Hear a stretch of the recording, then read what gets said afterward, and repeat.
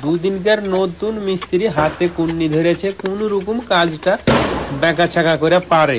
এদেরকেই যদি ঠিকাদারে কিছু বলতে যায় যে আরে একটু হাতটা চালু করে কর, কাজটা একটু টেনে কর, তো মিস্ত্রিরা জবাব দেয় কি জানেন ঠিকাদারকে, যে তুমি আসো, তুমি করে দেখাও কতখানি করতে পারো। এই মিস্ত্রি, তুমি একটা কথা মাথায় রাখো যে একটা ঠিকাদার 72 ঘাট মেরে এসে ঠিকাদারি করছে, আর ওর আন্ডারে তুমি কাজ করছো। তুমি কিভাবে ঠিকাদারকে বলতে পারো যে তুমি কাজটা করে দেখাও? তুমি মনে করো যে ঠিকাদাররা কাজ জানে না?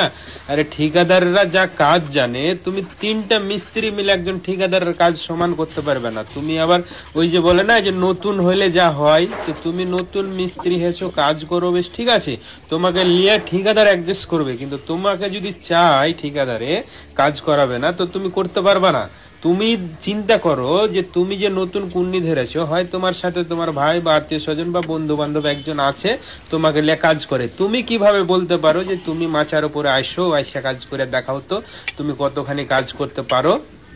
একজন হেডমিস্ত্রির সম্পর্কে বা একজন ঠিকাদারের সম্পর্কে তুমি যখন কথা বলতে যাবা, অবশ্যই তোমাকে ভাবতে হবে, কারণ তুমি ওই ডিপার্টমেন্টে কাজ করছো একজন ঠিকাদারের কাছে। আর একজন ঠিকাদার বিনা কাজ বুঝা, বিনা কাজ জানা, ঠিকাদারেরা সব সময় এক্সপার্ট হয়, সব কাজে ফরওয়ার্ড হয়, বেশি কাজ করতে পারে, ওভার এক্সপার্ট থাকে, সুন্দর হয়। এই কারণে ওই ব্যক্তিরাই ঠিকাদারি একদিন করতে পারে, বা বিভিন্ন ধরনের কাজ, সম্পূর্ণ কাজ জানার পরে তারা কিন্তু একদিন ঠিকাদারি চান্স পায়। তুমি এতটুকু মাথায় রাখো যে তোমার মতন একটা কাজ শুধুমাত্র প্লাস্টার বা গাঁথনি জেনে নিয়েই তুমি ঠিকাদারি করতে পারবে না। একজন ঠিকাদারকে রাজ থেকে শুরু করে রড সবকিছুই তাকে A to Z জানা লাগে।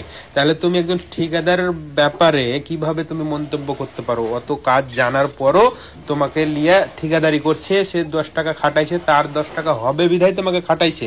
এখন তুমি যদি হাত সোলো করো বা একটা মিস্ত্রির সাধারণত যতটুকু কাজ করতে হয় ততটুকু তুমি না করে দাও, তাহলে ঠিকাদার কি তার বাবার সাই সম্পত্তি বিক্রি করে আনে তোমাকে টাকা দিবে?